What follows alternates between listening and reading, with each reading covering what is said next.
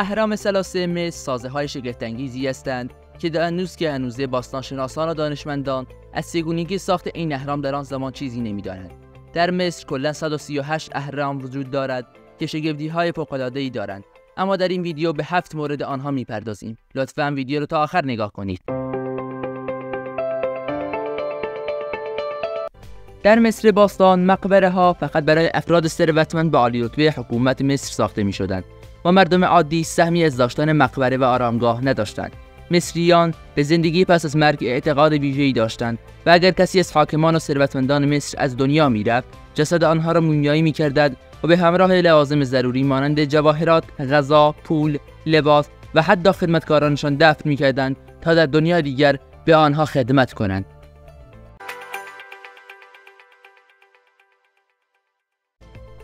باستانشناسان و دانشمندان پس از بسیاری از تحقیقات پی بردند که هر کدام از اهرام ثلاثه مصر بدون تکنولوژی ساخته شده است.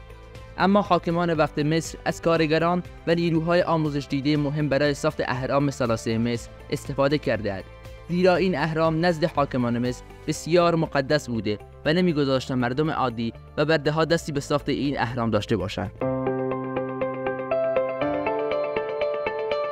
در داخل اهرام ثلاثه مصر مکعب‌های سنگی سنگین وزنی که وزن معادل آنها تقریباً 100 تن است وجود دارد، اما تا به حال دلیل وجود این اجسام در داخل اهرام ثلاثه مصر مشخص نیست. در ساخت اهرام مصر با دلیل اینکه فقط از کارگران استفاده شده است و در آن زمان ماشین‌آلات و وسایل ساختمان‌سازی وجود نداشت و سنگ‌هایی که در ساخت این اهرام وجود دارند از وزن بالایی برخوردارند و برای جابجایی آنها وقت زیادی لازم است، با نظر کارشناسان و باستانشناسان ساخت هر یک از این اهرام بیش از 200 سال طول کشیده است. ساخت این اهرام به خودی خود در آن زمان بسیار مرموزانه است،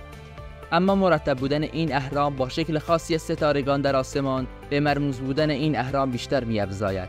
به طوری که هر یک از این اهرام با ستارگان آسمان در شب موازی و تقریباً همشکل است.